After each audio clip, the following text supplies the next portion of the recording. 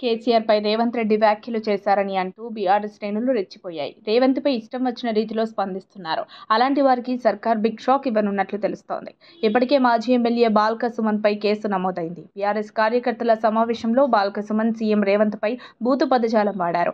కార్యకర్తలు విజిల్స్ వేయడంతో సుమన్ ఓ రేంజ్ లో ఊగిపోయారు. రేవంత్ ను చెప్పుతో కొడతానంటూ ఆగ్రహంతో వ్యాఖ్యలు చేశారు. చెప్పు చూపిస్తూ సీఎంను చెప్పుతో కొట్టాలంటూ రాయలేని రీతిలో విమర్శలు చేస్తూ సంచలన వ్యాఖ్యలు చేశారు. ఇక సీఎం రేవంత్ రెడ్డిపై అనుచిత వ్యాఖ్యలు చేశారంటూ కాంగ్రెస్ నేతల ఫిర్యాదుతో మంచిర్యాల పోలీసులు కేసు నమోదు చేశారు. బాల్క సుమన్ పై 294B, 504, 506 సెక్షన్ల కింద కేసు నమోదు చేశారు. రేవంత్ రెడ్డిపై బాల్క సుమన్ ఘాటు వ్యాఖ్యలను నిరసిస్తూ కాంగ్రెస్ పార్టీ నాయకులు బాల్క సుమన్ దిష్టిబొమ్మను దగ్ధం చేశారు. ఇక బాల్క సుమన్ పై కేసు నమోదు చేసిన పోలీసులు అతనిపై చర్యలు తీసుకునే ఛాన్స్ ఉన్నట్లు తెలుస్తోంది. సీఎం స్థాయిలో ఉన్న వ్యక్తిపై తీవ్ర పదజాలం వాడటంపై సర్వత్రా విమర్శలు వస్తున్నాయి.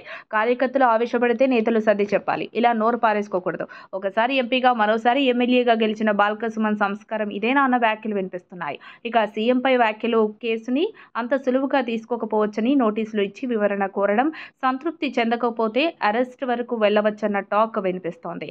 ఇక రేవంత్ పై బీఆర్ఎస్ సోషల్ మీడియా, కొందరు నేతలు కూడా ఇష్టం వచ్చిన రీతిలో రాతలు వ్యాఖ్యలు చేశారు. అలాంటి వారందరినీ ఇప్పుడు గుర్తించి కేసు నమోదు చేసే ఛాన్స్ ఉన్నట్టు తెలుస్తోంది. తాజాగా మల్లారెడ్డి కూడా రేవంత్ వ్యాఖ్యలపై స్పందించారు. అయితే ఆయన ఆచితూచి మాట్లాడారు. మిగతా కొందరు నోరు జారుతున్నారు. అలాంటి వారికి షాక్ తప్పదని తెలుస్తోంది. మరిన్ని అప్డేట్స్ కోసం మా కాయ్ టీవీని సబ్స్క్రైబ్ చేసుకోండి. మా వీడియో కనుక మీకు నచ్చినట్లయితే లైక్ చేయండి, షేర్ చేయండి. మీ విలువైన అభిప్రాయాలను కామెంట్ బాక్స్లో తెలియజేయండి.